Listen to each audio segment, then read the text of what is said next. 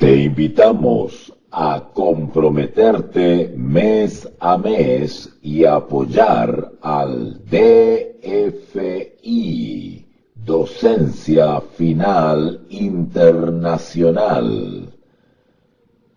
Tu donación es nuestro salario. Que Dios te bendiga.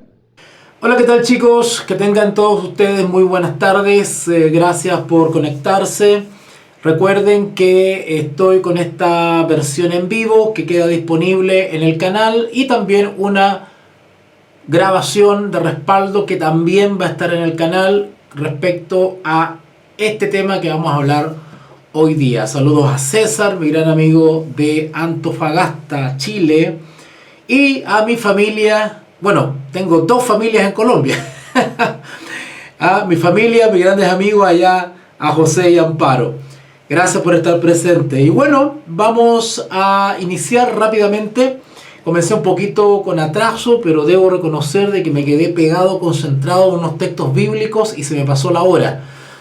Que hay temas hermosos para analizar realmente.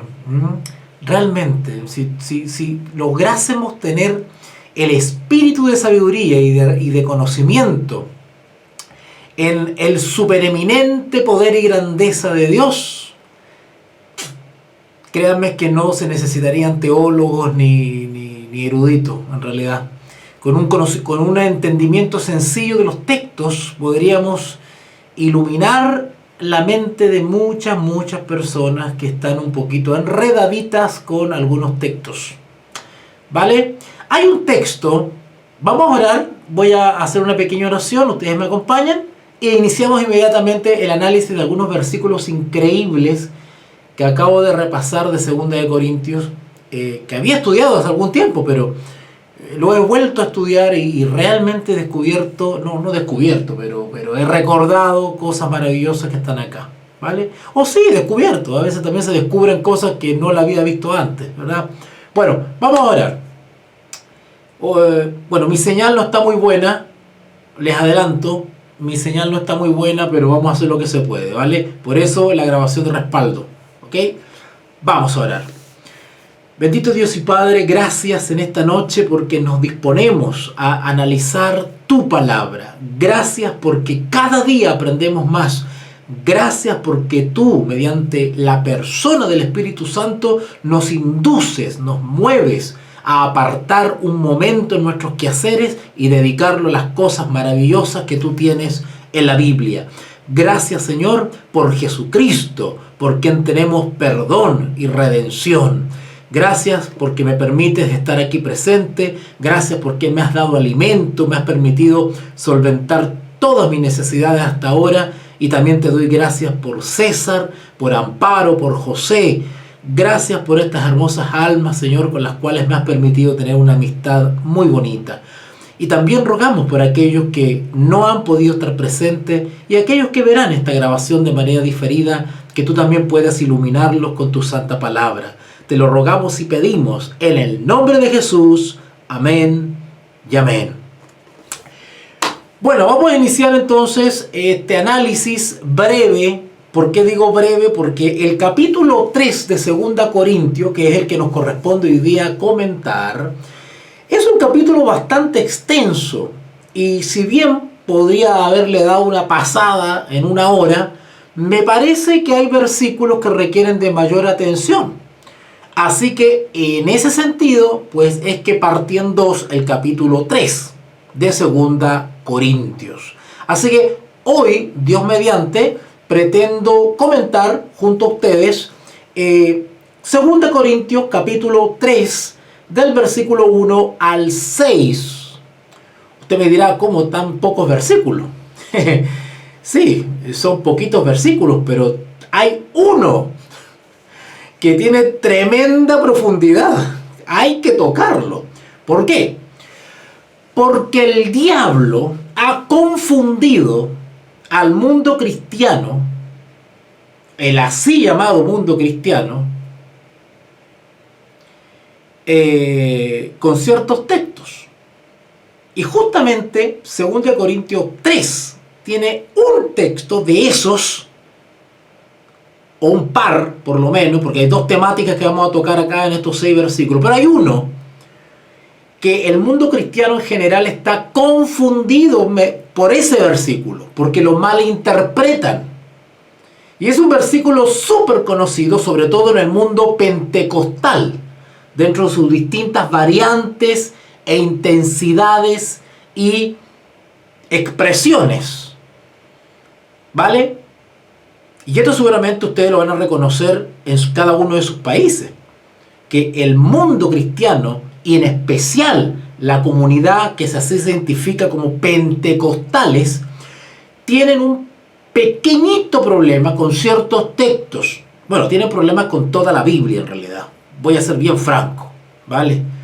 Pero hay textos que los usan como caballito de batalla y no se dan cuenta, y estoy hablando desde obispos hasta el hermanito más sencillo de la banca, y usan ciertos textos y que en el fondo, al mal interpretarlos o darle un mal sentido, una mala lectura, con su mala interpretación atentan contra la misma escritura, contra el mismo evangelio que ellos dicen predicar y creer, lo destruyen con una mala lectura de ciertos textos. Ahora, ¿cómo se llama eso? Vamos a ser directos. Eso se llama ignorancia. Eso se llama ignorancia. ¿Vale? Así que vamos a ayudar a todos aquellos que vean este video con ese versículo bíblico en especial. Si este video te ayuda, te sirve, te provocó una inquietud respecto a la interpretación bíblica, por favor, tómalo como un regalo del Señor. No me mires a mí como instrumento. No me mires a mí como un instrumento que está en contra tuya. No es nada personal. Mi labor aquí es aclarar. Las personas que hemos estudiado teología tenemos como objetivo aclarar, guiar, confirmar, contrarrestar, defender, ¿no es cierto? La labor del teólogo en la iglesia es la de clarificar el texto para que la iglesia, ¿no es cierto?, tenga una vida sana respecto a la Sagrada Escritura. Así que esa es mi labor. Así que si te sirve lo que voy a leer ahora, pues bendito sea el Señor. ¿Vale? Saludos a Mónica también, que se viene conectando, gran guerrera, amiga mía de allá, compatriota, ¿verdad? Saludos por ahí si anda Oriana o Gina, de todas maneras. Así que bueno, vamos entonces a la Sagrada Escritura. Segunda de Corintios capítulo 3. Segunda de Corintios capítulo 3. Versículo 1. Bueno, siempre hago referencia al título. Y ahí dice, ministros del nuevo pacto. Bueno, no voy a explicar qué es ministro. Ustedes ya tendrán una idea básica de lo que es un ministro. ¿Vale? Un ministro es el servidor, el que sirve. Bíblicamente eso es un ministro, no como ahora que son señores del fondo, señores de la hacienda. No. El ministro bíblico es el que sirve. ¿Vale? Y todo aquel que sirve, pues requiere de la gracia correspondiente para ejercer su ministerio con la solicitud, vocación, diligencia y sencillez requerida por el cargo. ¿Vale? Pero del nuevo pacto, ¿hay ministros del nuevo pacto? Porque si hay ministros del nuevo pacto, han habido ministros del antiguo pacto. Ahora, si hubieron ministros del antiguo pacto, ¿lo sabrán hoy en día? Porque al leer lo que vamos a leer, se van a dar cuenta ustedes que si bien hay ministros del nuevo pacto, hoy en día hay algunos que no quieren ser ministros del nuevo pacto. Hay algunos que quieren ser ministros del antiguo pacto. Claro, para saber eso tenemos que estar claros quiénes eran los ministros del viejo pacto o del antiguo pacto y los ministros del nuevo pacto. Una vez teniendo esa claridad de quiénes son quiénes, vamos a entender que hay algunos hoy que, debiendo ser ministros del nuevo pacto, se vuelven ministros del antiguo pacto. Hoy en día. Una cosa impresionante. Creen ser ministros de un nuevo pacto, pero en realidad son del antiguo pacto. Esto que parece tan enredado del antiguo, del nuevo pacto. Porque en el cristianismo actual, sobre todo el hispanoamericano, ¿vale? Los habitantes de habla hispana de Sur, Centro y Norteamérica tienen una confusión con esto del antiguo pacto y del nuevo pacto, ¿verdad?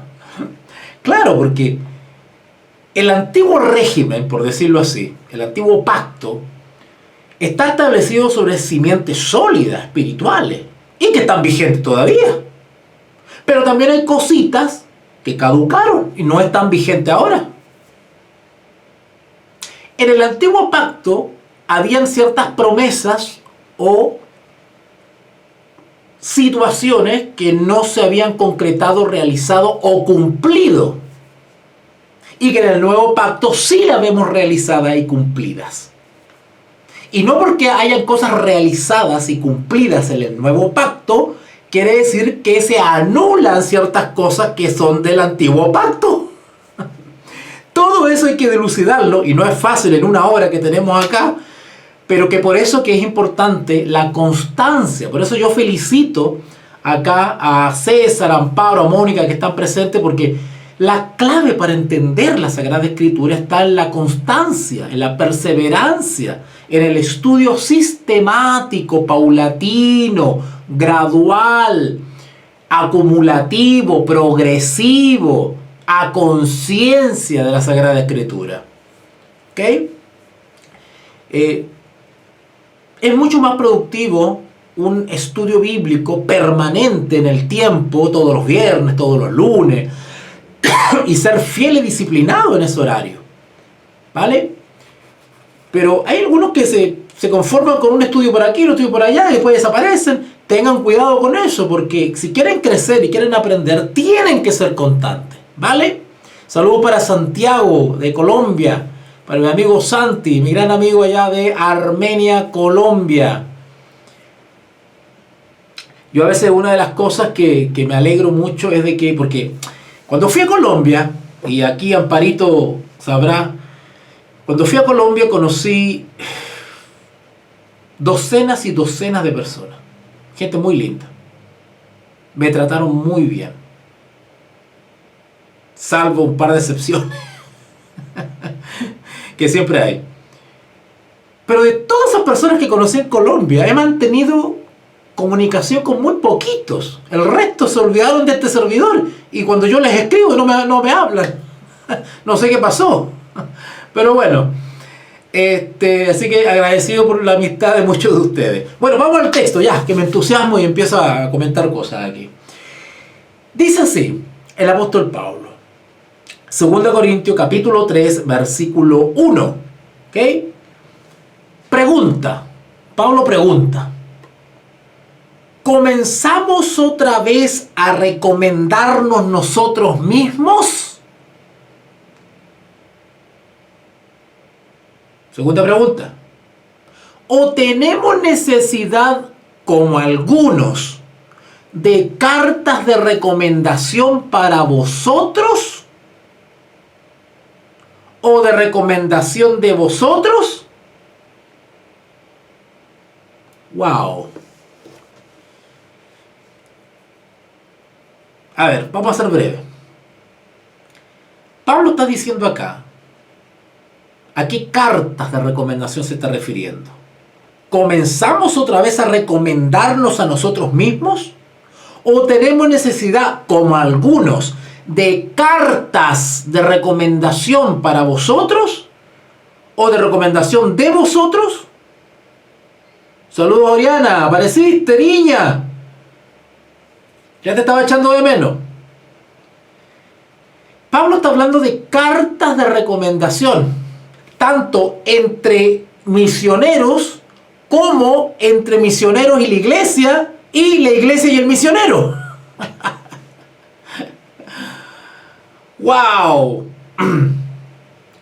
Yo le pregunto a Oriana, que está aquí presente, a Oriana, a Mónica, a Amparo, a César.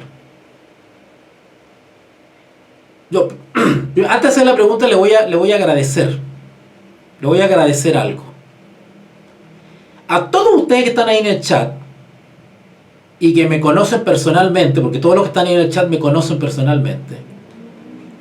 Primero quiero agradecerles por haberme recibido en sus hogares. Porque yo entré al hogar de ustedes. Yo entré al departamento de Amparo con José, que ellos me recibieron. ¿Verdad? Primera vez que nos veíamos. Y Amparo ahí ya me estaba prestando hasta el baño y la ducha.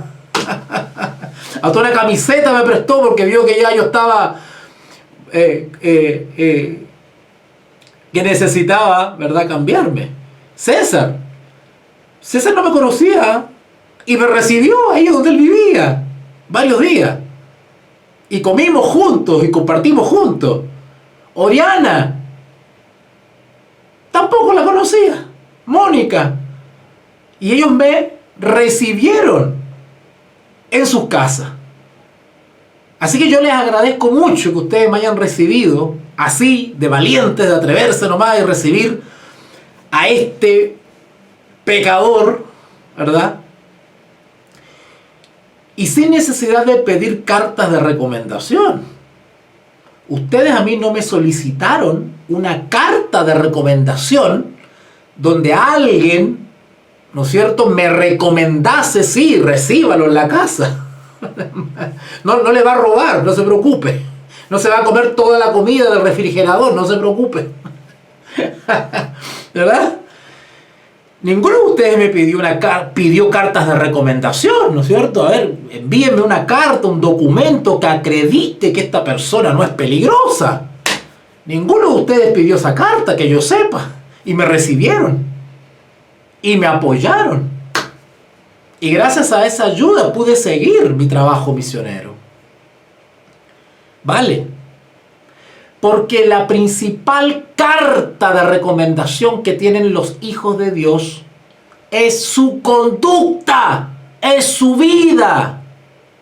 Su vida. Esa es la carta de recomendación. Los misioneros del siglo I no andaban con un documento, ¿no es cierto?, firmado por el obispo, por el pastor, ¿verdad?, haciendo observaciones. Eso lo inventaron las instituciones religiosas para controlar con la excusa de la disciplina.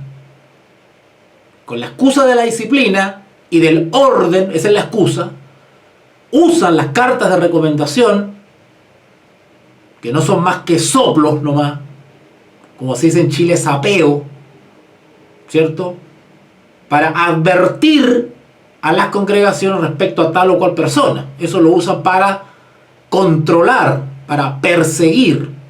Eso es satánico.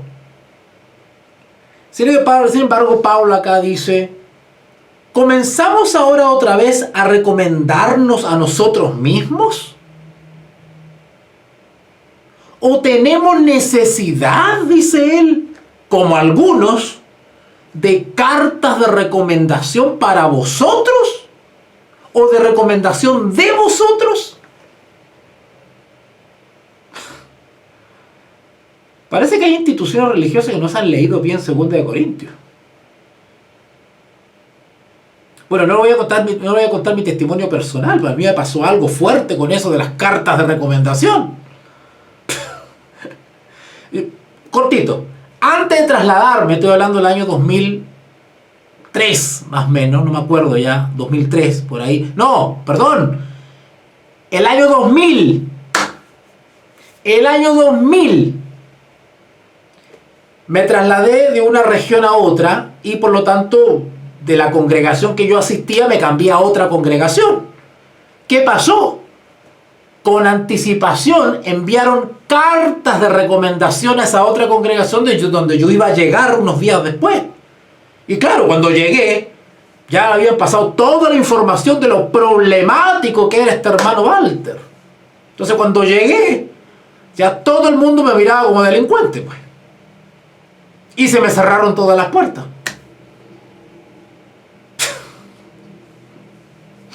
Bueno, hasta ahí no me cuento. ¿Ok? Pablo después aclara en el versículo 2, 2 Corintios 3:2. Nuestras cartas de recomendación sois vosotros. Nosotros somos cartas. No necesitamos una carta literal. No necesitamos una carta literal donde se hable de nosotros y se comente de nosotros y se nos recomiende. Bueno, eso lo hace el mundo. Si usted va a un trabajo, a buscar trabajo, bueno, ya, está el currículum, ¿verdad? El famoso currículum vitae y las cartas de recomendación, ¿verdad? Bueno, pero eso allá es el mundo. Pero en la iglesia, acá dice Pablo, nuestras cartas, es decir, de Pablo y sus colaboradores, sois vosotros. ¿Quiénes son vosotros? Los integrantes de las iglesias que Pablo y sus colaboradores sirven. O sea, vosotros sois las cartas, vosotros mismos sois las cartas. Todos nosotros y cada uno somos cartas. ¿Y las cartas qué se hacen? Se leen. Bueno, yo le digo a Mónica, léame pues. Léame. ¿Quieres saber quién soy yo? Léame. Claro, ¿quieren saber quién soy yo? Léame. ¿Cómo me leen? ¿Cómo me leen?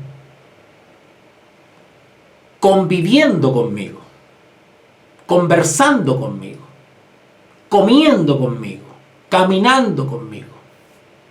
Así ustedes me conocen. Estando algunos días conmigo, me van a lograr conocer. Esa es la manera de dar testimonio donde quiera que vamos. Ahora, algunos, por no seguir este consejo, le cierran las puertas a personas que hubiesen sido de gran bendición. ¿No dice la Escritura que algunos hasta hospedaron ángeles? Sin saberlo. Claro, porque no recibieron cartas de recomendación con anticipación. No sabían. Y sin saberlo recibieron ángeles. ¿Ustedes se imaginan Lot pidiéndole cartas de recomendación a los ángeles? ¿A los viajeros? ¿Ustedes se imaginan a Abraham cuando vio que se acercaban unas personas a la tienda? Le dijo, pare, no avance más. ¿Dónde trae sus cartas de recomendación?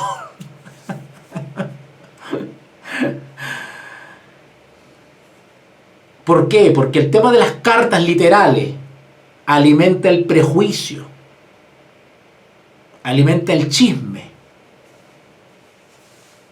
Claro, porque si usted llama a alguien, ¿verdad? Usted llama a alguien y le dice, oiga, va a venir un tal hermano Walter, ¿qué me puede decir de él? Claro, y con el que está hablando, ustedes se imaginan que yo tuve una discusión días atrás y él está ahí enojadísimo conmigo. ¿Sabe usted si yo tuve una discrepancia con ese hermano? ¿Algún problema con ese hermano que es personal, pero ese hermano guardó rencor? Y aprovecha de desahogarse cuando usted le dice, ¡ay! Viene el hermano Walter, ¿usted lo conoce? ¿Me puede hablar de él? Y yo me aprovecho ahí porque tengo rencor todavía. O una diferencia de opinión. O me contaron. Mire, no lo conozco tan bien, pero me contaron. Me contaron que era picaflor y enamoraba a todas las hermanas en sus viajes misioneros. Me contaron que es un jesuita infiltrado. Me contaron, no sé, que le robó los diezmos a una hermana. Eso dicen. Es más, le voy a mandar un video que está dando vuelta en YouTube donde dicen cosas. ¿Verdad? Eso pasa. Eso pasa. Entonces, en vez de conocerte personalmente, convivir contigo, pues creen las cartas de recomendación. Porque el chismeo también son cartas de recomendación. Tú estás alimentando el prejuicio respecto a una persona. Estás contribuyendo a formar una imagen distorsionada de una persona. Cuando bíblicamente lo correcto es conocer a la persona, y perdón la redundancia, personalmente. Bueno, y si personalmente se confirman tus sospechas, bueno, ya está. Pero puede que haya habido una injusticia con esa persona. Acá dice, nuestras cartas sois vosotros. Ahora las cartas se leen, como les decía.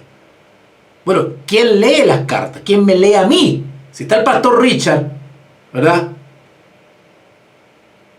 ¿Ok? Y yo voy viajando para allá, a la casa del pastor Richard. ¿Ok? O sea que si no le llevo cartas de recomendación al pastor Richard, o sea, el pastor Richard no me puede recibir. ¿Cartas de recomendación de quién? ¿De quién? ¿Quién va a escribir una carta de recomendación para que se me abran las puertas? Bueno, si el que hace las cartas es corrupto o mentiroso, y quizás qué cosa pone en la carta, vale. Cuidado con eso, porque todavía la iglesia actual en general, la iglesia actual tiene mucho todavía de Roma. ¿O ustedes creen que las iglesias cristianas actuales son todas puras, la sana doctrina? Bueno, el que cree eso vive en el mundo de la delicia. Porque la actual iglesia ya hace muchos siglos dejó de reformarse. Una de las frases maravillosas de la Reforma Protestante era que la iglesia reformada debía seguir reformándose. Y sin embargo eso se dejó de hacer. Y hoy en día casi todas las iglesias cristianas, estoy hablando, cuando digo iglesias cristianas me refiero a las institucionales, pero las personas jurídicas, las iglesias que tienen existencia legal, todas todavía tienen resabio de la Iglesia Católica Romana. Todas. Tanto en las ceremonias, prácticas, costumbres, tradiciones e interpretación bíblica, todavía tienen mucho de Roma. Ahora, vaya usted a decirle a esas iglesias, oiga, usted todavía está practicando cosas que no son bíblicas. Lo defraternizan. No lo suben más al púlpito. Porque es más fácil echar al que está señalando que reformar toda la institución. ¿Ah? Claro, porque las instituciones se han vuelto rígidas.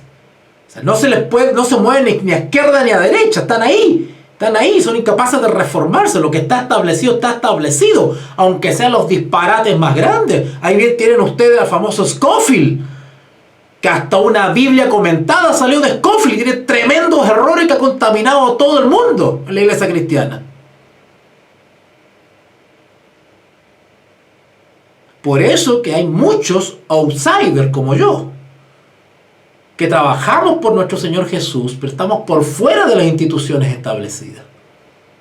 pero trabajamos para beneficio de esas instituciones. El tema es que esas instituciones no quieren recibir ayuda.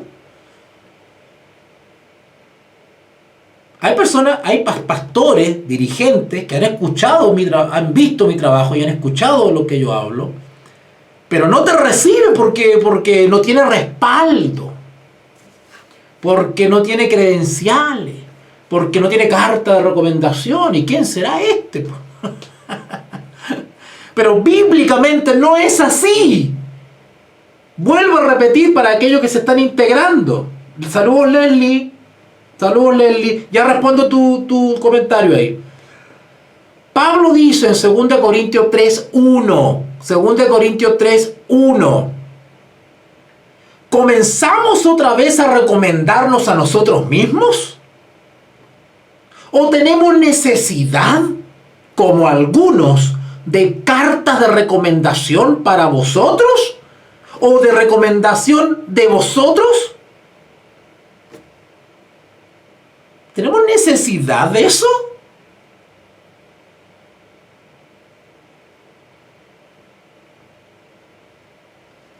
Versículo 2. Nuestras cartas sois vosotros. Somos cartas vivas.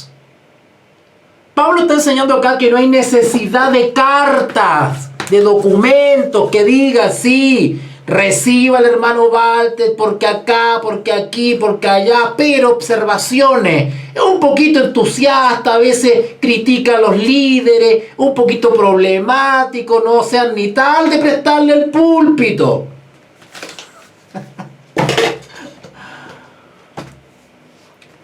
Versículo 2. Nuestras cartas sois vosotros, escritas en nuestros corazones, conocidas y leídas por todos los hombres. ¿Notaron? Bíblicamente, la carta de recomendación somos nosotros mismos. Nosotros somos una carta viviente igual que Jesús. Jesús era el evangelio andando. Jesús era la ley andando.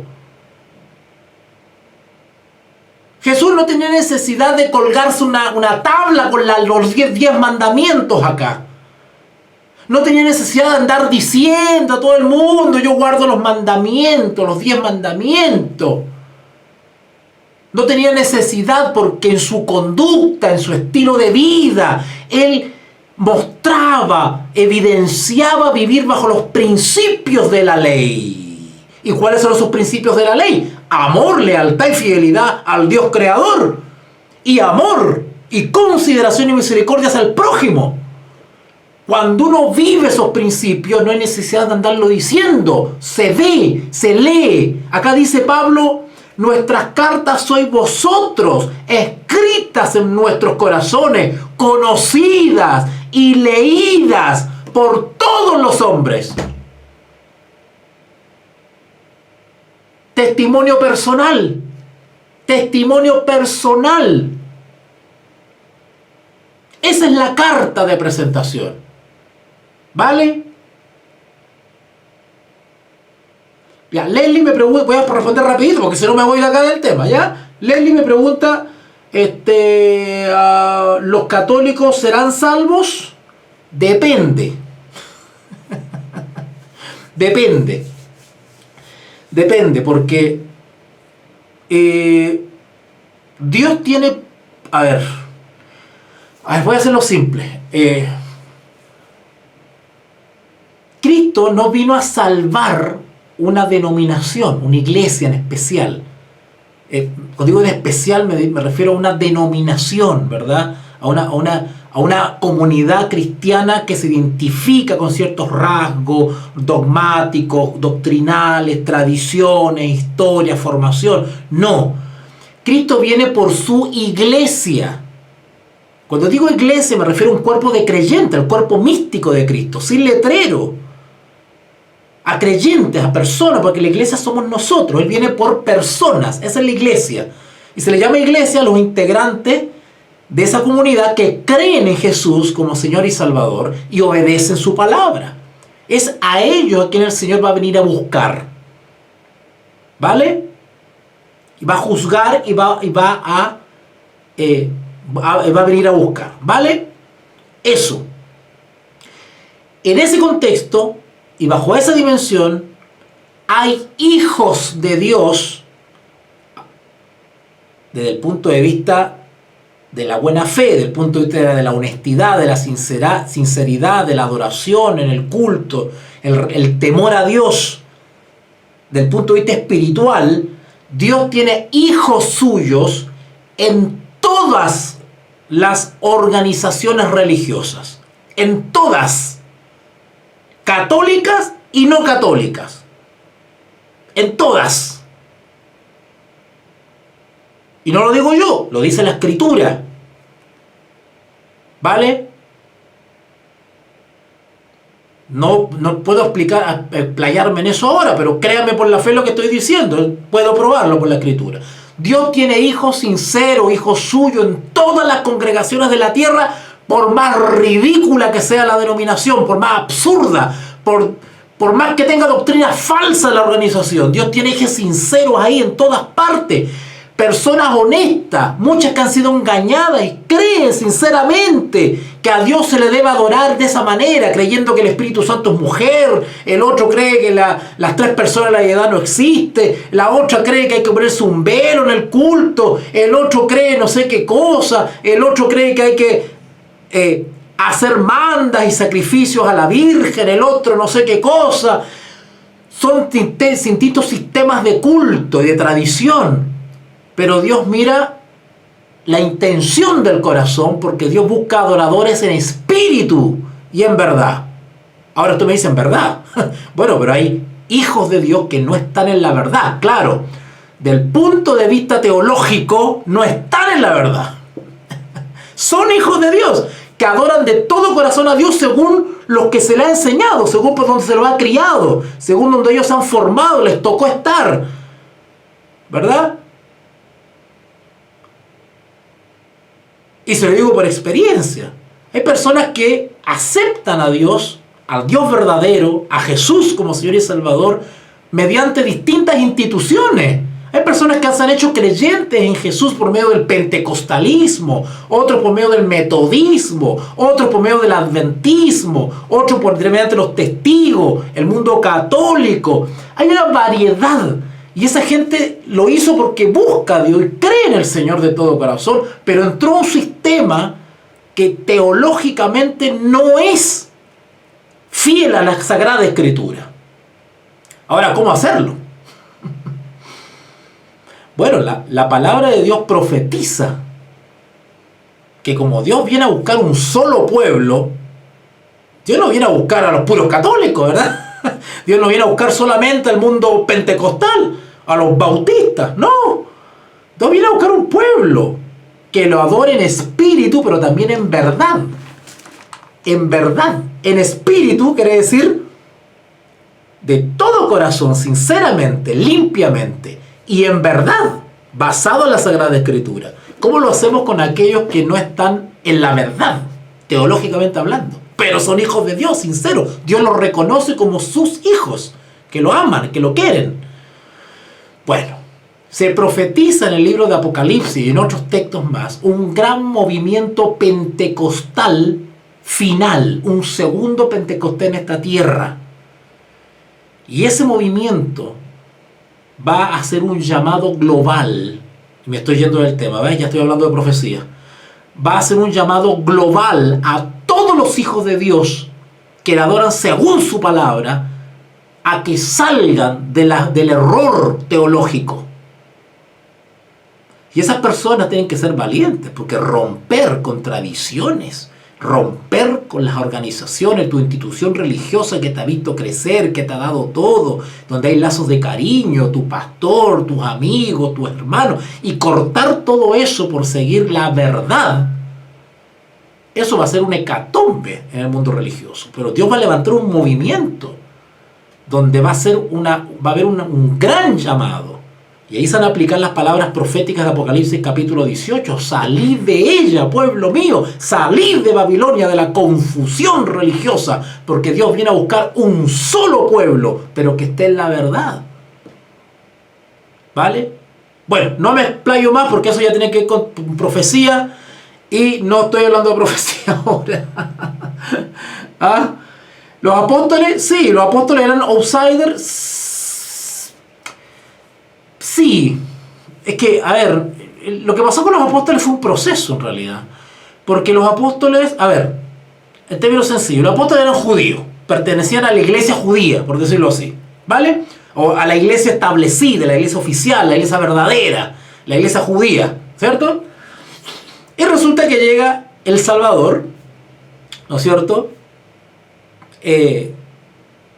Difunde el Evangelio. ¿Y qué pasó?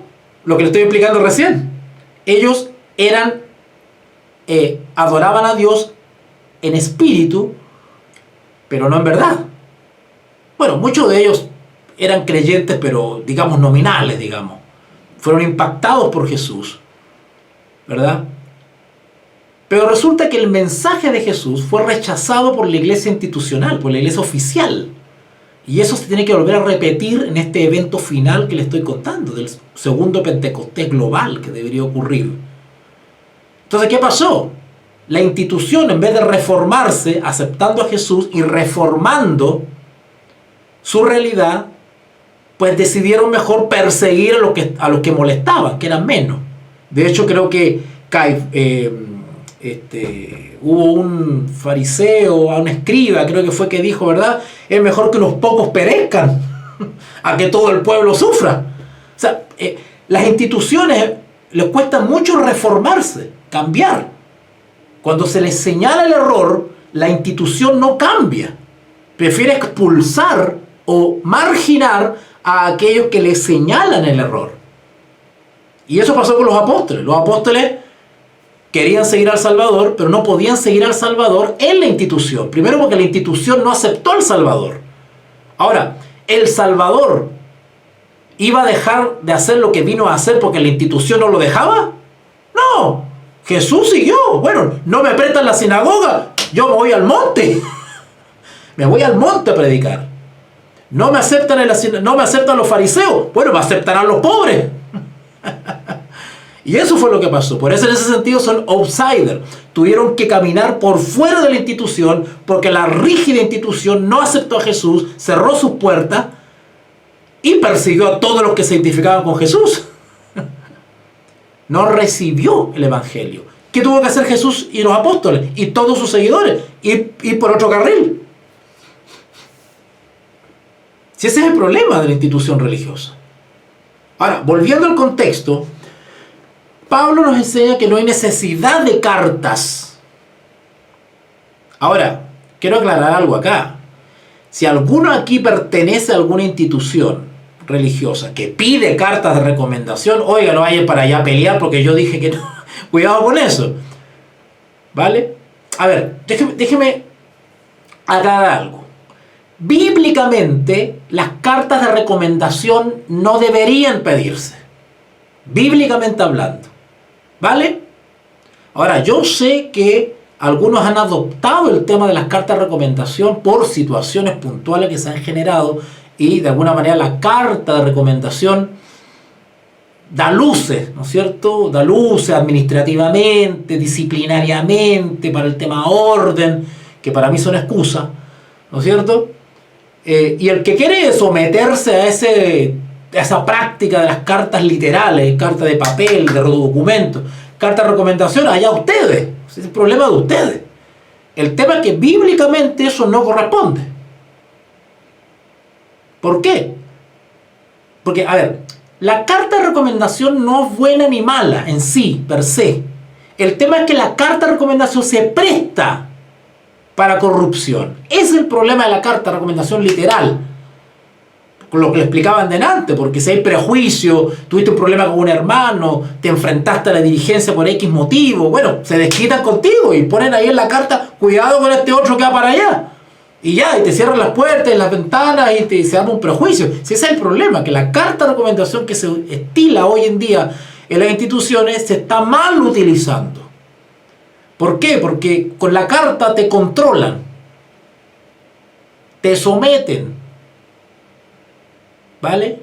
Claro, y tú por miedo no das ciertos pasos porque necesitas la carta de recomendación.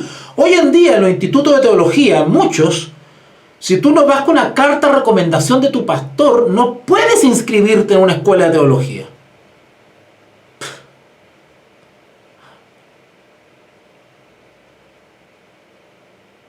¿Y por cuándo se presta corrupción eso? Porque claro, si el pastor tiene un sobrino que es un corrupto, bueno, lo van a ingresar igual porque tiene carta del pastor, ¿verdad? Y si yo tuve la mala, metí la pata y me puse a discutir con el pastor un día, y el pastor guardó rencor, bueno, no me da la carta. ¿Verdad? Somos humanos, eso sucede. Entonces, la carta de recomendación se presta para problemas. Por eso es que Pablo dice acá, 2 Corintios 3:1, ¿comenzamos otra vez a recomendarnos a nosotros mismos? ¿O tenemos necesidad, como algunos, de cartas de recomendación para vosotros y de recomendación de vosotros? Y después el 2 dice, nuestras cartas sois vosotros, escritas en nuestros corazones, conocidas y leídas por todos los hombres, siendo, versículo 3, siendo manifiesto quiere decir siendo evidente, que sois cartas de Cristo. ¿Cómo yo me recomiendo en algún lugar? Bueno, teniendo una conducta acorde con los principios del Evangelio. Esa es mi carta. Esa es mi carta. Es como cuando me ha pasado a mí, ¿verdad? Pastor, tenga cuidado con el hermano Walter, no vaya a hacer qué cosa diga allá, no le pase el púlpito. Me ha pasado, ¿verdad? Porque anda con unas ideas medias no sé qué. Bueno, ¿y el pastor que el pastor es tontito que no sabe reconocer los errores? ¿Necesito yo que me anden chispeando? No. ¿Saben qué más? Que venga el hermano Walter.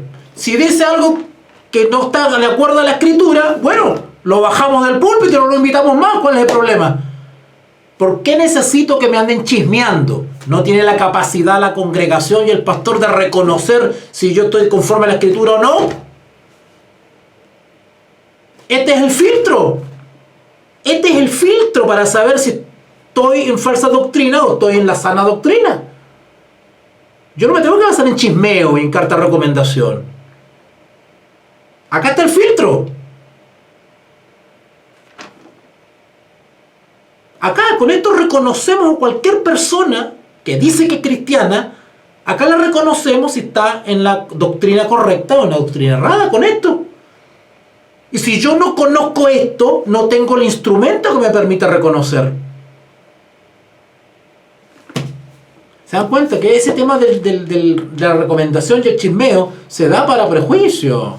Bueno, sigamos. ¿Ven? Yo me entusiasmo con esto, porque usted también ahí me hace preguntas, pues hágame toda la pregunta que quieran. Lo que pasa es que cada pregunta es un mundo para responder, leerle. Además que yo tengo tanta anécdota que me entusiasmo y empiezo a contar mi historia. Ya. Pablo dice entonces en el versículo 3, 2 Corintios 3:3, ¿verdad? Dice, siendo manifiesto que sois cartas de Cristo, expedida por nosotros. Miren qué hermoso, qué lindo. Siendo manifiesto que sois cartas de Cristo, expedida por nosotros. O sea, Pablo está diciendo, yo mismo los he pastoreado, yo mismo les he enseñado, yo mismo los he guiado, yo mismo los he aconsejado. ¿Qué cosa mala van a tener? No deberían. ¿Verdad? Porque estoy tranquilo que los he enseñado en la sana doctrina. Siendo manifiesto que sois cartas de Cristo, expedida por vosotros, escrita, no con tinta. Ay, voy a hablar con la secretaria de la iglesia para que me haga una carta de recomendación y los hermanitos de allá me reciban. ¿Qué es lo que es eso? ¿Qué es lo que es eso?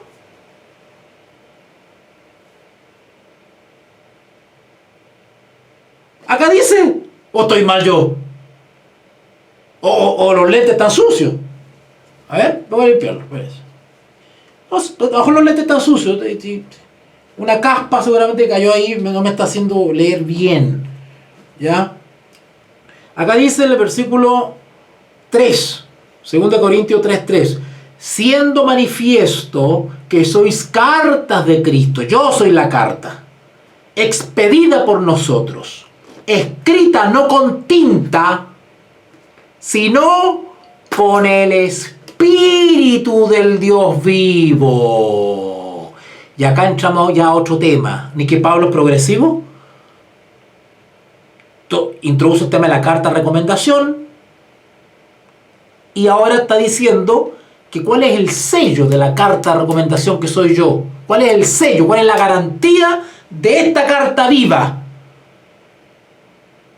La permanencia del Espíritu Santo en mí. Porque yo soy templo del Espíritu Santo. El Espíritu Santo es el que me recomienda.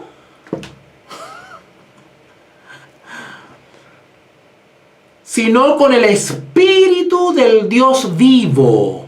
No en tablas de piedra, sino en tablas de carne del corazón. Y tal confianza, ¿notaron? Confianza. Por eso que partí dándole las gracias a César, a Mónica, a Oriana, que me recibieron en su casa un día, sin conocerme. Acá en el chat hay un hermano, hay un matrimonio de Colombia, José y Amparo, que no me conocían. Yo me bajé de un bus transpirado, que ya me hacía los pantalones, donde estuve horas viajando, y José y Amparo saben lo que estoy diciendo, y ellos el bus me dejó ahí en una calle, una avenida, no sé qué es lo que era eso, una carretera, yo oliendo a zorrillo, y Amparo y José me recibieron en su departamento y no me conocían, bueno, salvo por los videos que veían acá. Y me convidaron un plato de comida. Y me pude cambiar la camiseta, me pasaron una camiseta limpia. Me prestaron la ducha. Y no me conocían.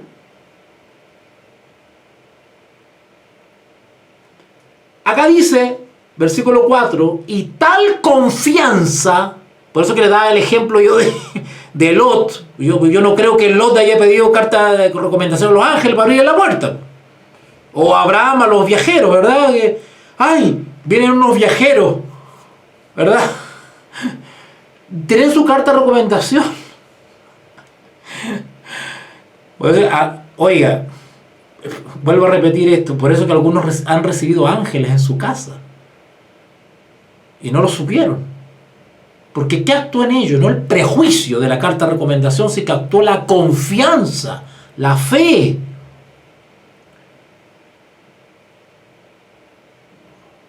Ese es el Espíritu de Cristo.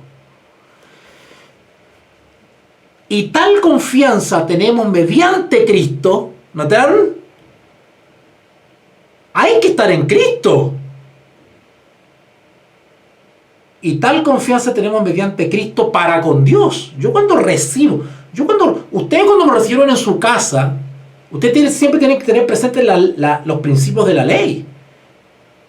Amor al prójimo, ok, fueron hospitalarios, hospedadores, me recibieron, pero también estoy siendo temeroso de Dios. Y esa obra da gloria a Dios. Y es un acto de fe.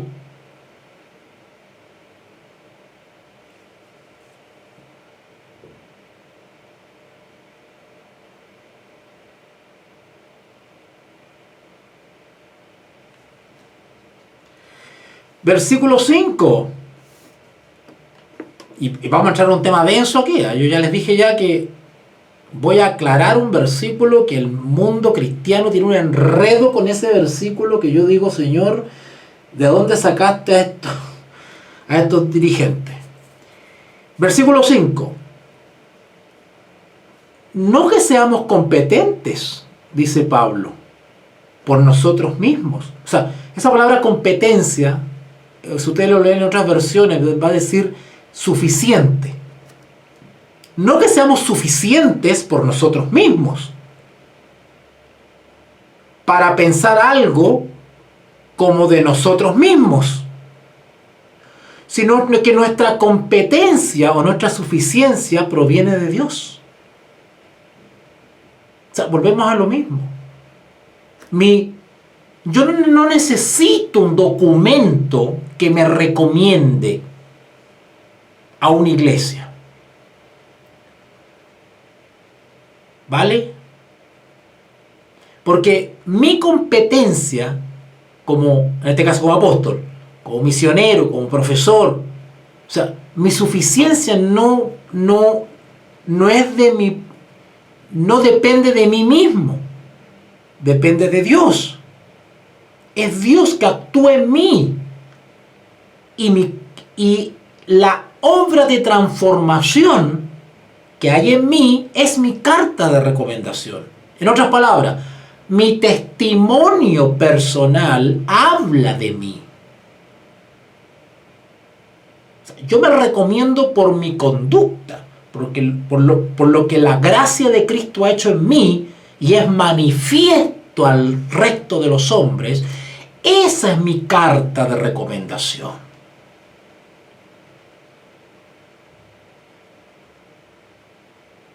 ¿Vale?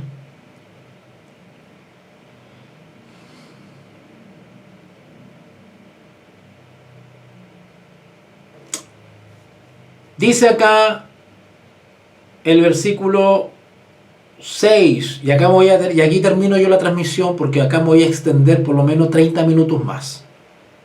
Así que aguanten 30 minutos, pero que este versículo no se lo pueden perder. No se pueden perder este versículo, voy a explicar ahora, porque en este versículo tropiezan casi todos los creyentes actuales.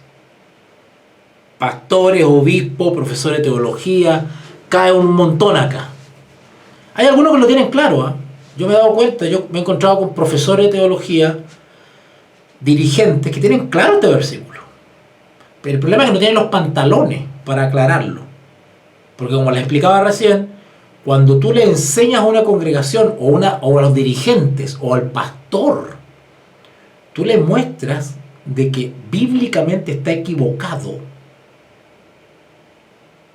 Eso significa censura, persecución. Te cortan las alas en las congregaciones. Entonces mejor a veces quedarse callado. Ah, no, el hermano problemático. El hermano problemático. Entonces, muchos saben lo que yo les voy a explicar ahora, pero no tienen pantalones, ese es el problema. Por eso es que para explicar esto hay que ser outsider. Hay que ser outsider. Si tú explicas esto dentro de una congregación, te saca, no te sube más al púlpito, no te consideran para orar públicamente, no te consideran para ser maestro de escuela dominical, no te consideran para nada. Todo lo que tenga que ver con interactuar con la gente y con la escritura, no te cierran las puertas, porque eres peligroso, porque les abre los ojos al resto. Es mejor tenerlas en tinieblas y todo controladito, ¿verdad? Bueno, quería contarle una anécdota porque me voy a extender otra vez. Mire, yo tengo cada historia. Ay, Señor. Además que no recuerdo el nombre de este pastor. Es un pastor súper conocido acá en Chile, que habla por la tele y tiene un ministerio, no me acuerdo cómo se llama ya, el pastor, ¿cuánto se llama? No me acuerdo el nombre, pero es conocido. Y me acuerdo que... No, ya no voy a contar la historia mejor. No voy a contar la historia. Yo tengo buenas historias con pastores muy conocidos en Chile. Uy, que salen en la tele y la gente ¡ay! Y me ha tocado decirle su buena, decirle no grosero, pues a mí no se me desata la ira tan rápido. Pero le he señalado ciertos puntos bíblicos que están equivocados y han terminado insultándome. Pastores que se muestran muy santurrones y han terminado insultándome, amenazándome, peor que impío, Porque me atreví a decirle, ese versículo que usted está enseñando, lo está enseñando mal. Y tengo los pantallazos, ¿eh? No estoy inventando nada aquí. Eminentes pastores.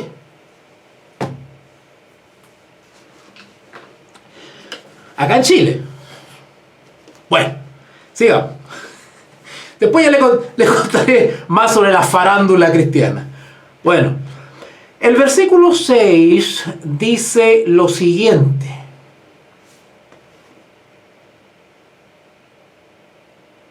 El cual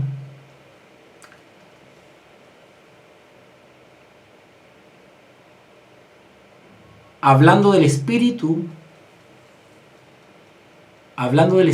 Santo, porque acá vamos a hacer una diferencia. La palabra espíritu tiene varias aplicaciones en la Biblia. No siempre cuando se habla de espíritu, creo que se lo expliqué, ya ni sé a dónde se lo expliqué porque ya hago tantas lecturas con ustedes acá. La palabra espíritu en la Biblia no siempre se refiere al Espíritu Santo, a la persona del Espíritu Santo, ¿vale? Así que en ese sentido hay que ir diferenciando, según el texto, a qué está haciendo alusión, ¿vale? Por eso es bueno leer el contexto. A ver, repito un poquito el versículo 3 para que entendamos el contexto.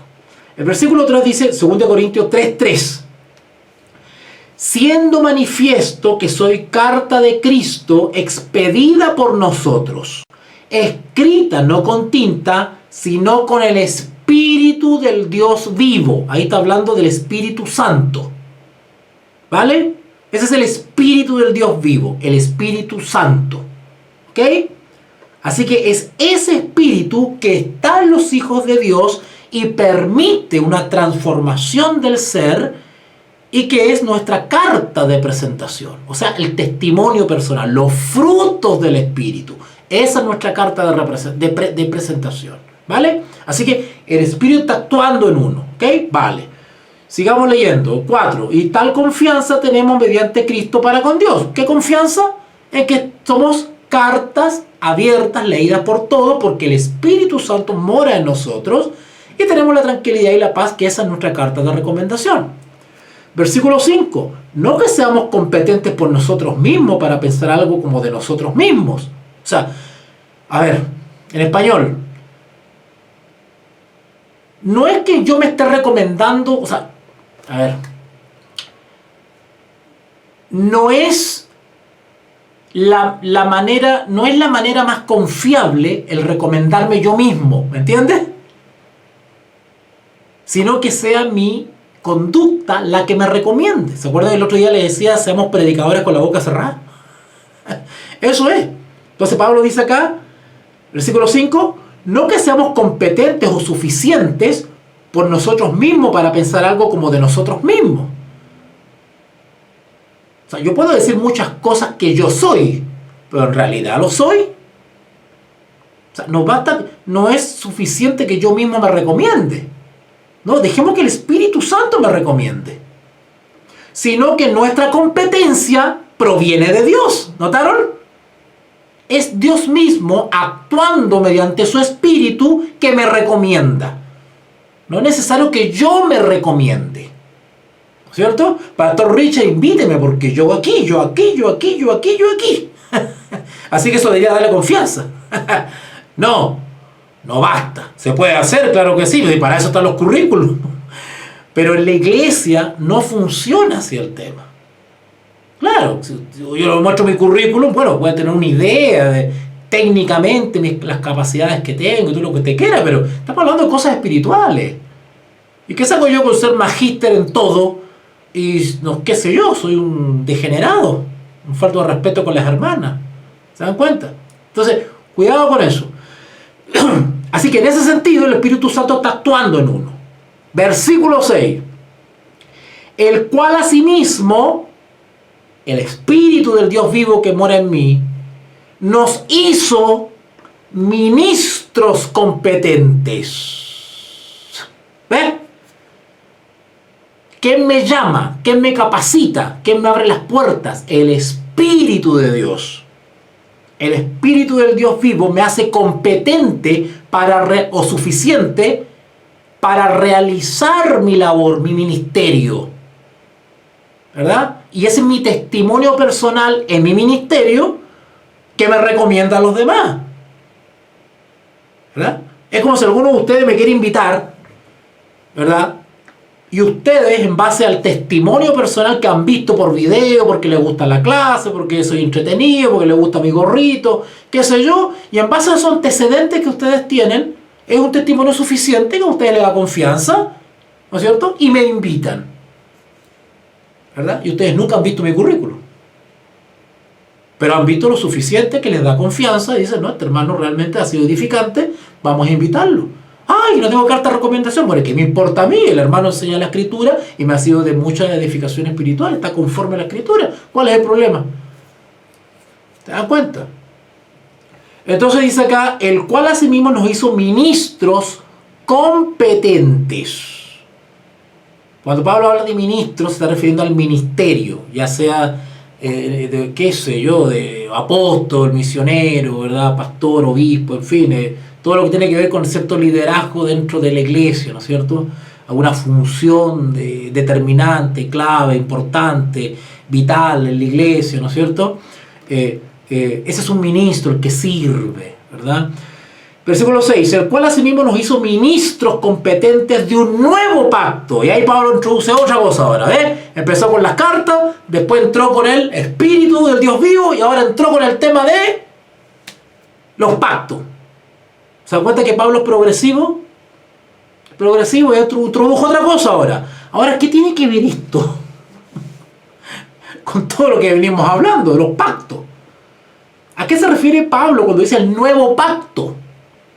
Y acá empieza el enredo en el mundo cristiano. Acá empieza el enredo en el mundo cristiano. Sobre todo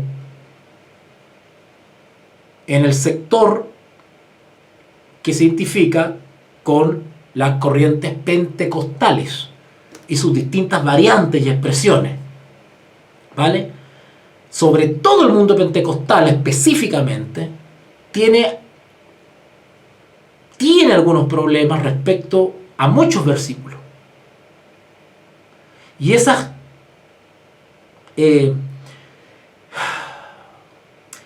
interpretaciones, esas lecturas de ciertos versículos las tienen tan arraigadas que son como características de ellos nomás. Yo no lo he escuchado en otras denominaciones, pero especialmente en el mundo pentecostal, como que estos versículos como que son famosos y como los tienen ahí como caballitos de batalla y los tienen ahí y hay que ayudarlos mucho porque hay que desarticular una mala interpretación que tienen de ciertos textos, porque al entender mal el texto pues generan toda una cadena de errores y no pueden adorar a Dios en verdad, en espíritu, pero no en verdad. ¿Verdad? Dios los ama igual porque adoran de todo corazón. Dios ve eso, la sinceridad del corazón. Pero también hay que estar en la verdad. Y hay que estar abierto a recibir la verdad, aunque vaya en contra de todo lo que te enseñaron. Hay que ponerse del lado de la verdad, cueste lo que cueste. ¿Vale? El cual, versículo 6, 2 Corintios 3:6, el cual asimismo nos hizo ministros competentes de un nuevo pacto. Ya voy a resumir porque se mira, ya va hora 13, ¿ya? Así que voy a resumir un poquitito. Cuando Pablo habla aquí del nuevo pacto y habla del ministerio, bueno, se está refiriendo a él y a sus colaboradores, al trabajo misionero que está realizando. Ellos son ministros competentes, suficiente entendiendo que es el Espíritu Santo que lo capacita, no suficiente por ellos mismos, no, ¿verdad? Ok. Y ellos son ministros de un nuevo pacto. Bueno, de Cristo para adelante, todos los que son dirigentes de la iglesia son ministros de un nuevo pacto. Yo soy ministro de un nuevo pacto, por ejemplo. Pastor Richard es un pastor del nuevo pacto. Ustedes que están ahí en el chat son ministros del nuevo pacto. ¿A qué se refiere el nuevo pacto?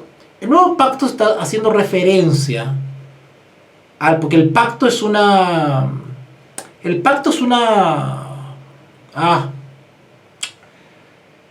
El pacto es un contrato, es un acuerdo, ¿vale? Es un acuerdo. Y nosotros pertenecemos al nuevo pacto porque hemos hecho un acuerdo, o un pacto, un compromiso, una ligación, ¿verdad? Por la fe con Jesús. El Mesías llega al mundo, Dios hecho hombre, el Dios encarnado, el Dios vivo, Jesús de Nazaret, el cual nos invita a recibir el Evangelio, las buenas nuevas. Ese es un pacto, ese es el nuevo pacto, porque se dice nuevo, porque si hay un nuevo, quiere decir que hay un antiguo. ¿Cuál era el antiguo? Y acá vamos a entrar en un terreno un poquito álgido, pero voy a tratar de resumir, porque esto da para mucho, ¿ya? Cuando hablamos del viejo pacto, ya expliqué en algo el nuevo. Cuando hablamos del viejo pacto, estamos hablando del régimen judaico. Estamos hablando de el sacerdocio judaico. Estamos hablando de el pacto que se hizo. Todos los pactos hechos antes de Cristo. Ya, listo. Antes de la venida del Mesías, hablamos del viejo pacto o el antiguo pacto. Ahora, ¿a qué pacto se refiere? Bueno, hay varios pactos. Se habla del pacto antiguo, pero consiste en varios pactos en realidad, porque fue una relación de Dios con su pueblo. ¿Vale? Bueno, tenemos un pacto, por ejemplo, que se realizó con Adán, ¿verdad? Que les dio unas promesas, ¿no es cierto? Tú le dirás ella te dirá el calcañar y tú le pisarás la cabeza, qué sé yo, y Jehová hizo una promesa ahí, ¿verdad? Con Adán primero. Luego estas promesas se extienden, ¿no es cierto? Y se cumplen más plenamente este pacto. Cuando hablo de pacto, estamos hablando de un compromiso, de un contrato de lealtad, de fidelidad, esos pactos. Un pacto, una alianza, ¿no es cierto? Una alianza. Por ejemplo, el pastor Richard me dice, me estrecha la mano y me dice, quedamos entonces en eso. Hagamos un pacto. Hagamos un pacto. Yo le convido a un almuercito y le doy alojamiento y usted me visita todos los fines de mes. Hacemos un pacto. Entonces hay una especie de reciprocidad, de lealtad mutua, un compromiso entre él y yo. Yo espero, ¿no es cierto?, que él me convide un platito de comida y me dé alojamiento, y yo me comprometo, ¿no es cierto?, a visitarlo todos los fines de mes, ¿no es cierto?, para, qué sé yo, ayudarle a hacer el aseo en la casa. Bueno, hay un pacto, un compromiso ahí, ¿verdad? Bueno, esos pactos se hicieron constantemente y se fueron solidificando y madurando en la medida que Jehová se relacionaba con su pueblo. Estamos hablando de Adán para adelante. Otro pacto conocido tiene que ver con Abraham, ¿verdad? Te haré padre de naciones. La tierra de Canaán. Todas esas promesas fueron hechas mediante un pacto, un compromiso que se hizo ante Jehová. Abraham, Moisés. También el pacto, el cual también tuvo su manifestación en el monte Sinaí, ¿cierto? Cuando hablamos de pacto estamos hablando de un compromiso entre su pueblo y Jehová. Jehová y su pueblo, un pacto, ¿vale? Pero ¿qué pasó en resumidas cuentas? El pueblo de Israel, que había hecho por siglos, había mantenido un pacto con Jehová, ¿verdad? Pues rompió el pacto. Ese pacto se rompió. Ahora, ¿Dios lo rompió? No, lo rompió Israel por infiel. ¿Qué pasa si yo no cumplo el pacto con mi pastor Richard? Y él, a pesar que ha cumplido, porque me ha dado el platito de comida y alojamiento, yo empiezo a fallar y no voy para allá y no voy para allá, y todos están esperando que yo vaya a hacer el aseo en la casa del pastor y no voy. ¿Qué hace el pastor? Rompe el pacto. Perdón. ¿Quién rompió el pacto ahí? ¿Quién falló? Yo fallé. Por lo tanto, soy yo responsable de romper ese pacto. Porque yo no cumplí, no fui fiel. Pastor Richard no ha roto el pacto. Fui yo el que rompió el pacto a no cumplir con mi parte, a no ser leal, obediente. Lo mismo pasó con Israel y Jehová. Israel fue infiel a Jehová, desobediente a Jehová. Israel fue escogido para llevar la luz del Dios verdadero al resto de las naciones. Israel era la iglesia verdadera en la tierra. Y lo que tenía que haber hecho es haber hecho una gran obra de evangelización, de dar gloria a Dios con su testimonio como pueblo. ¿Y qué hicieron? Se andaban carreteando con las moabitas.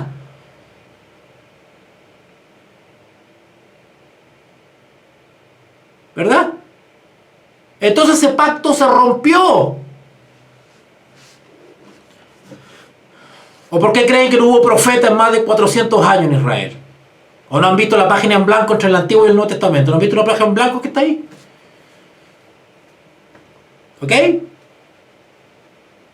Cuando Israel era infiel, Jehová retiraba su presencia y su protección. Lo conversábamos hoy día con el pastor Richard.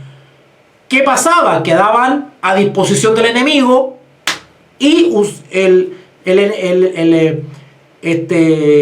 invadidos por pueblos, por otros pueblos, y eran llevados cautivos. Ya no tenían la protección de Jehová, por desobediente. Por eso que Elías, puede leer usted allá en Primera de Reyes, por eso que Elías llamaba al terreno. Jehová levantaba un profeta en el pueblo para decirle las cosas a los pastores. Bueno, los que están con Baal sigan a Baal, los que están con Jehová sigan a Jehová. Y dividía al pueblo. Hay algunos hoy en día que dicen, no diga eso porque se va a dividir la iglesia. ¡Que se divida la iglesia! Hay que estar de parte de la verdad, no tener 400, 500 personas en la mentira. ¿Se dan cuenta? Pero hoy no se sigue estas reglas bíblicas, ¿verdad? Bueno, ¿a qué vino Cristo? A reanudar su pacto otra vez. Pero este pacto tenía una puerta de entrada. Jesús, Él es la puerta. Él era el camino para entrar de nuevo al pacto.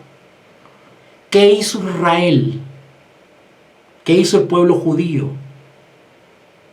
¿Renovó el pacto o volvió a rechazar el pacto? ¿Por qué? Porque no hay otro nombre dado a los hombres en esta tierra sino Jesucristo, el único por el cual podemos ser salvos.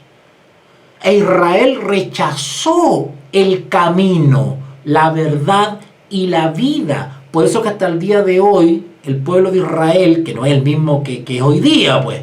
Es absurdo pensar que el país de Israel actual es el mismo pueblo de Israel de la Biblia, pues. Porque por eso que Israel se quedó en tinieblas. Y perdió el estatus de pueblo de Dios. El pueblo de Israel perdió el estatus de pueblo de Israel cuando crucificaron a Cristo. Cuando entregaron a Cristo, se condenaron a ellos mismos. Por eso cuando hoy en día algunas iglesias dicen, ¡ay! Oremos por Israel porque el pueblo de Dios son unos ignorantes. Perdonen que lo diga así. Y hasta ponen la bandera de Israel en el púlpito. Y yo no entiendo eso. Y peor todavía, porque creen que el actual país de Israel es pueblo de Dios. Señor mío. Bueno, toda esa confusión religiosa hay que reformarla, hay que cambiarla. ¿Y cómo se hace? Con educación. Pero el problema es que los dirigentes no quieren cambiar las cosas porque ya está establecido esa tradición de que el Israel actual es pueblo de Dios. Y que todavía el pueblo de Israel es pueblo de Dios. Cuando la misma Biblia explica que el pueblo de Israel ha sido desechado por desobediente, no quiso renovar el pacto, porque no aceptaron a Cristo. Israel rechazó a Cristo. Lo entregaron. El plan de Dios era que mediante Jesús se renovara el pacto. Israel volviese a ser pueblo de Dios y se reconciliara con Dios. Y entendiese los principios de la ley que habían vuelto áridos y rígidos. Por eso que el Señor Jesús decía, habéis oído, no adulterarás, no cometerás adulterio. Jesús estaba citando la ley de su papá, de su padre. Una ley que Pablo dice, la ley es santa, justa y buena, dice Pablo. La ley no era el problema. Jesús se la citaba, le decía, habéis oído, ¿no es cierto? Citando la ley dada a Moisés en piedra, en el Sinaí. No cometerás adulterio. Jesús estaba diciendo una verdad, pero estaba citando el texto, la norma. Pero Jesús, en su nuevo pacto, ¿qué quería en su nuevo pacto? Que en realidad no era nuevo. Era nuevo, la nueva oportunidad, por decirlo así. Pero el pacto era el mismo pacto de atrás. Era la misma ley, de la misma ley de Dios del Antiguo Testamento. Que Cristo vino a reexplicarla, revelarla otra vez. Y Cristo decía, bueno, ustedes escucharon, no adulterarás. Pero yo os digo, aquel que mira a una mujer, ya adulteró en su corazón. ¿Te das cuenta? El nuevo pacto significaba ir al espíritu de la ley, no anular la ley, no dejar sin efecto la ley, sino que volver al espíritu de la ley. Porque el pueblo de Israel se había puesto legalista, le daba importancia a lo externo, a las normas externas, a ciertos ritos, ciertos procedimientos, al calendario, a la fecha, a los rituales, a esto otro. Por eso que Jesús le decía, uy, por fuera se ve muy bonito y por dentro. Jesús lo que vino a renovar el pacto. El pacto que siempre Jehová había hecho con su pueblo y que su pueblo había sido infiel, lo vino a renovar y a decir, ok, vamos otra vez a firmar el pacto, pero tiene que ser a través de mí, el Mesías. ¿Qué hizo el pueblo de Israel de nuevo? Desechó al Mesías. Esa era la manera de entrar en el nuevo pacto, nuevo entre comillas, lo vuelvo a repetir, porque era el mismo pacto que Dios quiso otra vez renovar mediante Cristo. ¿Pero por qué se llama nuevo? Porque se hizo, ¿cierto?, con la revelación del Hijo del Hombre, ¿verdad?, con la encarnación de Cristo, con el mismo Mesías, con el mismo Dios en la tierra. ¿Vale? Por eso se llama el nuevo pacto. Entonces, ¿qué pasa? El objetivo de Jehová era restaurar la iglesia de Israel. Que Israel volviese a ser el pueblo de Dios y cumpliese la misión que se le dio. Si los dirigentes de Israel, porque la gente sigue a los dirigentes, pues, si los dirigentes de Israel hubiesen aceptado a Jesús, hasta el día de hoy, Israel como etnia, como nacionalidad, hubiese seguido siendo pueblo de Dios. Hubiese sido la iglesia verdadera hoy en día. La iglesia verdadera hoy en día. Si Israel hubiese aceptado a Cristo.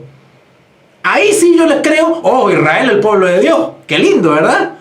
Pero rechazaron. ¿Qué hicieron? Bueno, se rescató a los judíos que aceptaron a Jesús. De ahí se sacó un remanente, lo que decía Leslie, ¿no es cierto? Porque Leslie me decía, los católicos serán salvos. Claro, Dios tiene hijos en todas partes. Dios tenía hijos los samaritanos, ¿o no?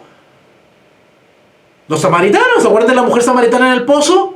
Bueno, era una hija de Dios, pero no le faltaba estar en la verdad. Y Cristo le abrió los ojos a la mujer y Jesús se quedó varios días hablándole a los samaritanos. Claro, no eran el pueblo elegido, pero habían hijos de Dios ahí que estaban buscando y deseaban adorar a Dios en espíritu y en verdad. Y por eso Cristo le dice a la mujer, mujer, ¿qué te preocupa si es en Samaria o en Jerusalén la adoración? Yo busco adoradores en espíritu y en verdad, no me interesa el lugar. Bueno, entre los romanos también habían hijos de Dios, ¿o no? ¿Qué le pasó al centurión?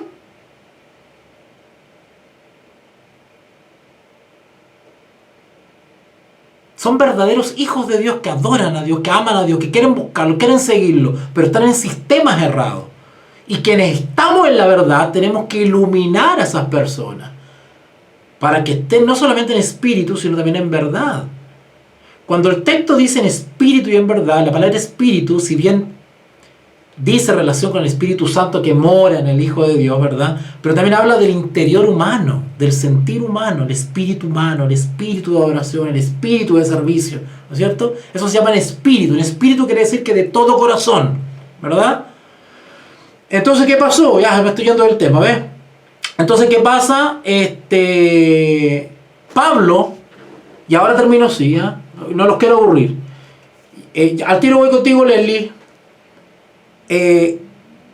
Entonces Pablo, para explicar esto, él le llama el nuevo pacto, para hacer referencia al antiguo pacto que fue roto por Israel. ¿Vale? Ahora, ¿qué otra connotación? Ahora, desde el punto de vista, por eso yo todo lo he dicho, tienen que analizarlo a la luz de la justificación por la fe. ¿Cuál es la connotación que tiene esto del nuevo pacto y el antiguo pacto desde el punto de vista de la justificación por la fe? Bueno, debería tener un solo enfoque, porque la salvación o la justificación en el antiguo pacto era por la fe. ¿Vale? Y en el nuevo pacto, la salvación y la justificación es también por la fe. O sea, bíblicamente hablando, la salvación y la justificación siempre ha sido por la fe. Desde Adán hasta el final, todo ha sido por la fe. ¿Vale? Pero ¿qué sucede? El pueblo de Dios comienza a corromperse, en este caso Israel, antiguo pacto. Y el pueblo de Israel comienza a abandonar la justificación por la fe y trasladarse a la justificación por las obras. Por eso que en Isaías, Jehová amonesta a Israel, le dice: no quiero más sacrificio, no quiero más esto, yo quiero adoración de corazón. Siempre los profetas estaban siendo llamados al pueblo a que volviesen a la fe y no a las obras, porque comenzaron a darle importancia y mérito, ¿no es cierto?, a lo externo, a la forma de la religión y no al espíritu, a la honestidad, a la franqueza. Se veían piadosos por fuera, pero eran corruptos por dentro. Cristo vino a restaurar eso, y digo, el que piensa tan solo en adulterar, ya adulteró, aunque no se meta con la otra persona en la cama. Entonces los fariseos habían distorsionado la ley de Dios. Entonces, ¿qué decían ellos? No, adulterar es meterse en la cama con otra persona, en el lecho. Bueno, sí, pero eso es la concreción del pecado. El pecado nace acá. Y tanto en el antiguo pacto como en el nuevo pacto, siempre la justificación por la fe fue de todo corazón y la pureza del corazón. Es decir, eliminar el pecado de acá, no desearlo. ¿Vale? Me está escribiendo mi hija. ¿Vale? Y por eso Cristo no vino a anular la ley de Dios. Vino a guiar a las personas a ir de nuevo al espíritu de la ley. No. No solamente adulterar es meterse en la cama con otra persona. No, es desearlo. Yo quiero tal pureza del corazón que ustedes eliminen el deseo de hacer lo malo. Si ustedes matan el origen, se ahorran la concreción. ¿Se dan cuenta? ¿Qué saco yo con abstenerme de no acostarme con otra mujer, por ejemplo en mi caso, si en el fondo lo deseas?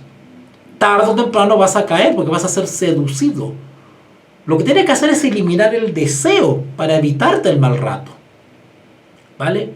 A eso apuntó Cristo en el nuevo pacto, es decir, renovar otra vez, dar frescura otra vez al Evangelio, que ha sido el mismo en el Antiguo Testamento y el Nuevo Testamento, el mismo. ¿Cómo ejemplifica Pablo esto? Y ahora voy a entrar a un vocabulario que es súper famoso en el mundo pentecostal sobre todo. ¿Vale? Escuchen. Versículo 6. El cual asimismo, estoy en 2 Corintios 3, 6. El cual asimismo, el Espíritu Santo, nos hizo ministros competentes de un nuevo pacto. No de la letra, sino del Espíritu. Porque la letra mata, mas el Espíritu vivifica. ¡Wow! Voy a explicar primero lo que significa eso. Y después voy a ir a lo que cree que significa. Voy a explicar primero la correcta lectura de este texto y después la vamos a comparar con lo que creen algunos que significa ese texto. ¿Vale? Ok. Cuando Pablo dice no de la letra, Pablo se está refiriendo a la experiencia espiritual superficial. ¿Vale? Por eso yo les hablaba del ejemplo de Cristo cuando decía, habéis oído que no cometerás adulterio. Bueno, esa sería la letra. La letra es la norma, la ley, el texto bíblico, ¿ok? El código, la teoría. Esa es la letra. ¿Vale? Pero ¿qué es el espíritu? Bueno, cuando Cristo decía, el que desea, el que piensa, ahí está el espíritu. ¿Vale? El que está en la letra es el que es superficial, el fariseo, podríamos decirlo ahora, el legalista, que no está convertido al evangelio, sino que tiene un evangelio superficial, nominal, de norma, de exterior, de verse bien nomás, ¿verdad? Es como, perdone que dé este ejemplo, que ustedes saben, yo soy bien directo para las cosas. Es como la hermanita que usted ve, o el hermanito, ¿cierto? Que usted en las reuniones lo ve bien lindo, el pelito largo, su falda larga. Yo he visto por Facebook que las hermanas se sacan fotos con su falda bien larga y se ve muy piadosa. Uy, dan ganas de casarse al tiro con una de esas hermanas, de verdad. Qué impresionante. Uy, yo quiero que esa mujer sea mi esposa, pero imagínense. Oiga, es una cosa. Hay unas que se ponen unos trapitos y parecen monjitas. Bueno, uy, se ve muy linda, muy piadosa. ¿Y adentro? ¿Y adentro? Bueno, yo no soy nadie para juzgar, pero es lo que está señalando el espíritu. Cuando el texto dice en espíritu, se está refiriendo adentro. Lo importante es cuáles son los deseos, las intenciones, los motivos. Eso es lo importante para el Señor, no lo externo. Yo he visto hermanos predicadores, oye, pero parecen ejecutivos de una empresa, una cosa impresionante. Unos trajes, unas cosas, y cuando predican tienen sus movimientos y tienen sus marañas y el micrófono, están ahí con el micrófono y apuntando con el micrófono y una cosa impresionante. Yo he visto unos afiches ahí de los predicadores, las campañas evangelísticas y con un trapo, porque wow, gritan tanto que se les cae la saliva, tienen que estar limpiando con un trapo. Oye, impresionante. ¿Y adentro? ¿Qué pasa adentro?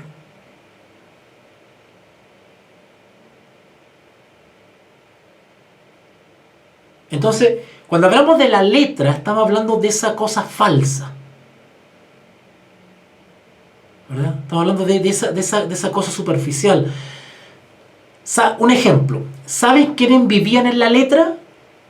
Los fariseos que por fuera se veían muy piadosos, pero por dentro estaban llenos de huesos de muertos. No estaban en el espíritu, estaban en la letra. A eso se refiere la letra. La letra de la ley. Aclaro otra cosa. La letra de la ley no es mala. Pablo dice, vuelvo a repetir, la ley es justa, santa y buena. Jesús la citó. Él dijo, yo no vine a abolir la ley, vine a cumplir. Cumplir quiere decir obedecerla. El problema no es la letra. El problema es que nosotros desacreditamos la letra. Mal vivimos la letra. Ese es el problema. El problema no es la letra. La letra es la teoría. Cristo quiere que esa letra esté escrita en el corazón. Por eso que acá dice en el versículo 3, siendo manifiesto que soy cartas de Cristo, expedida por nosotros, escrita no con tinta, sino con el Espíritu del Dios vivo, no en tablas de piedra, sino en tablas de carne del corazón. Por eso que Jesús y los apóstoles, Pablo sobre todo, decían, oye, si acá lo importante no es la circuncisión del cuerpo, es la circuncisión del corazón, decían ellos. Esa es la predicación del nuevo pacto. El mismo nuevo pacto que Cristo difundió, que Él quería adoradores en espíritu y en verdad, no de puro bla bla, no de pura letra, no de pura superficialidad, que era algo de verdad, genuino. Espero que haya quedado claro esto, porque vamos a leer de nuevo el texto. 6. 2 Corintios 3:6. El cual asimismo nos hizo ministros competentes del nuevo pacto. No de letra, sino del espíritu. Porque la letra mata. ¿Por qué mata la letra? Ya tenemos claro qué es lo que es la letra. Pero ¿por qué mata la letra?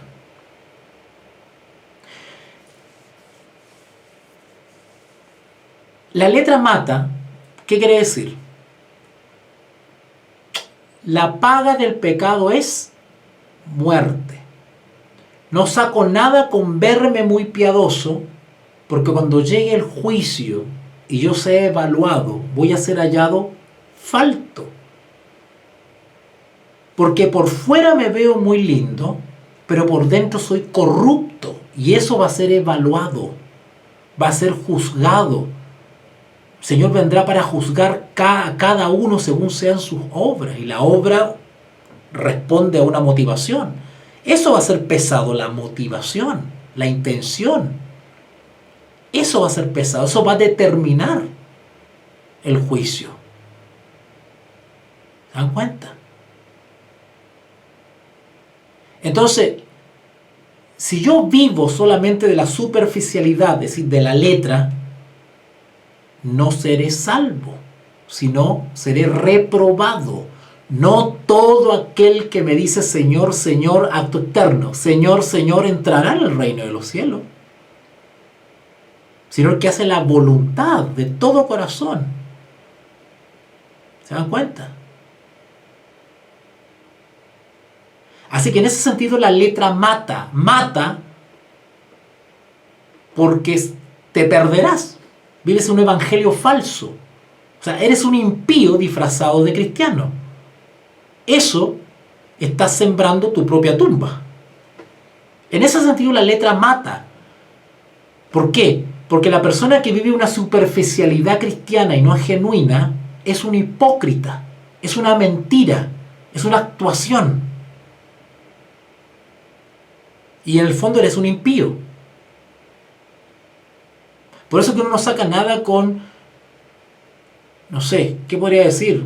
Dar sermones bonitos, vestirse bonito, predicar bonito, alabar, tocar guitarra, batería, llorar, emocionarse, hablar en lengua, hacer milagros.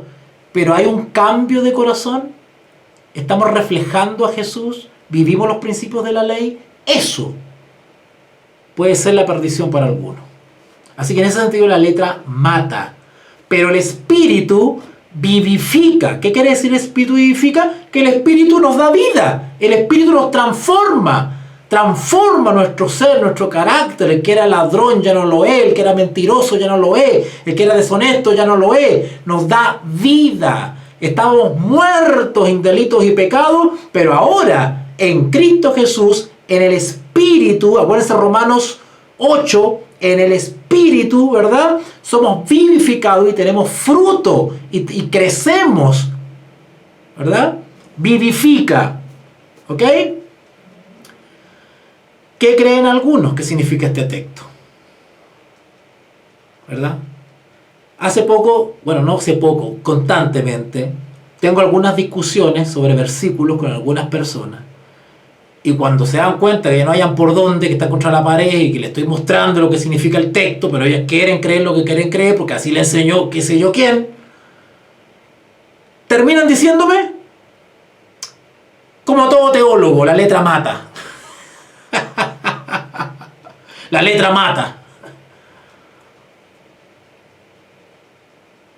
No, yo no estudio teología porque la letra mata. Mucha teología, mucha letra. En cambio yo vivo por el espíritu, por el espíritu. ¿Han escuchado ustedes, hermanos, así? Según ellos, y esto lamentablemente se da mucho en el mundo pentecostal, creen que ese versículo significa que cuando uno estudia mucho, sobre todo la Biblia, uno apaga el Espíritu Santo, una cosa así. Como que uno se pone frío.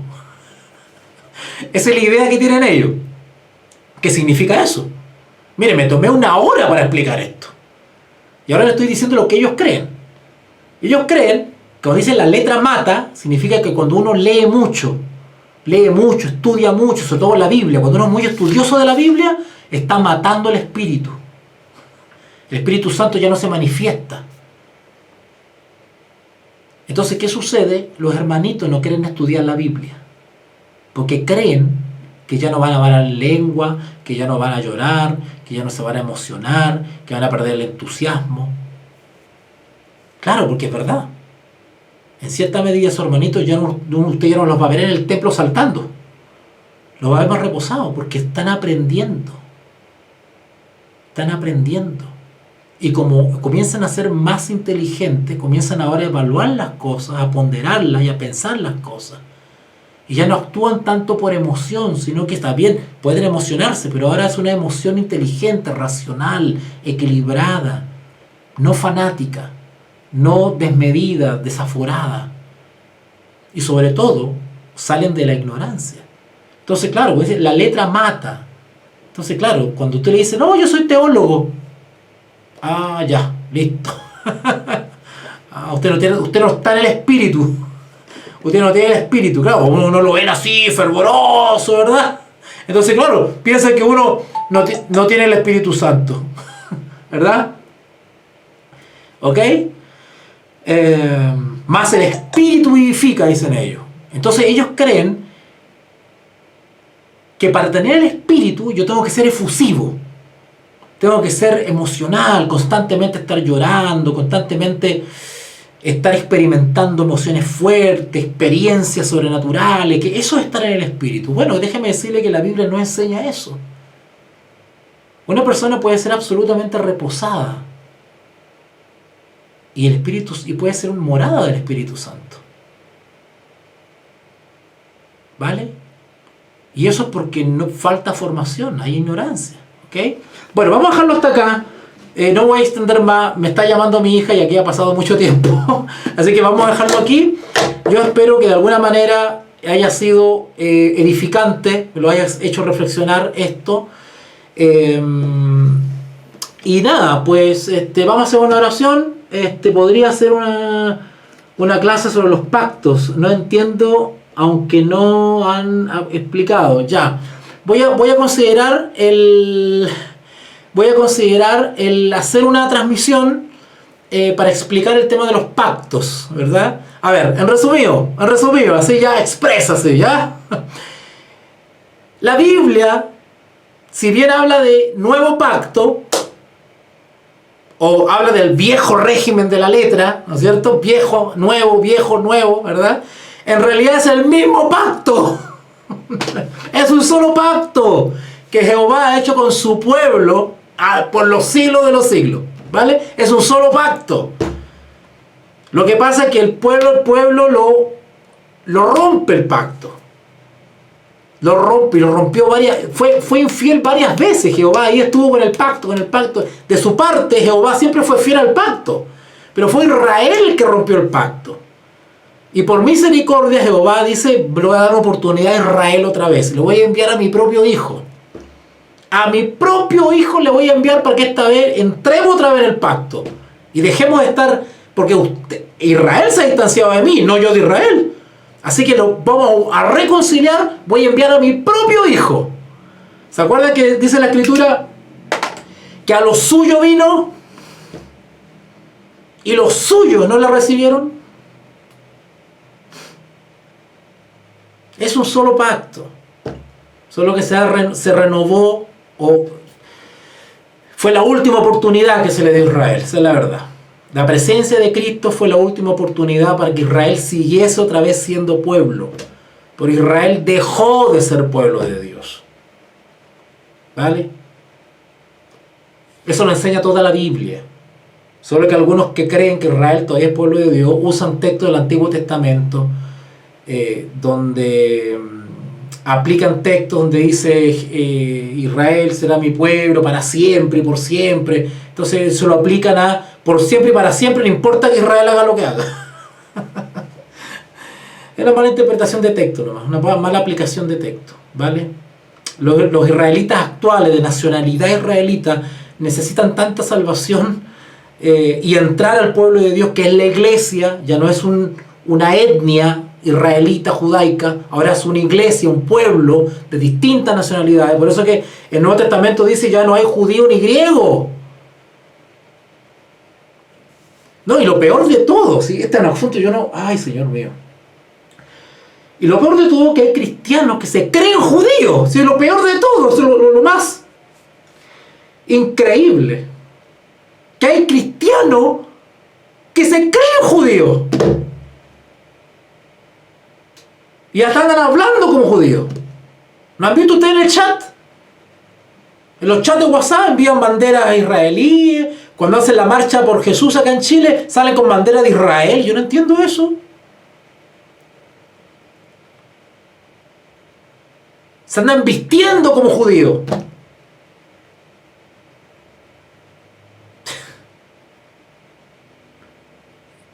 Y retroceden. En vez de ser mejores cristianos, resulta que ahora quieren ser judíos.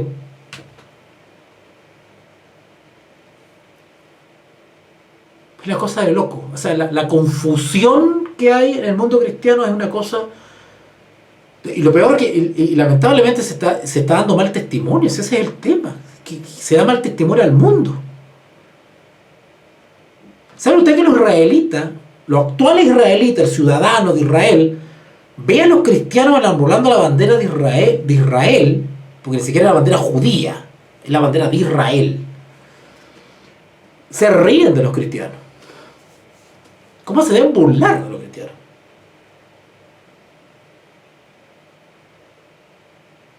Bueno, en fin. Vamos a dejarlo hasta acá entonces. Voy a hacer una pequeña oración para que me acompañen ustedes. Gracias por estar presente. Gracias a mi pastor que está ahí, su esposa seguramente. Te invitamos a comprometerte mes a mes y apoyar al DFI, Docencia Final Internacional. Tu donación es nuestro salario. Que Dios te bendiga.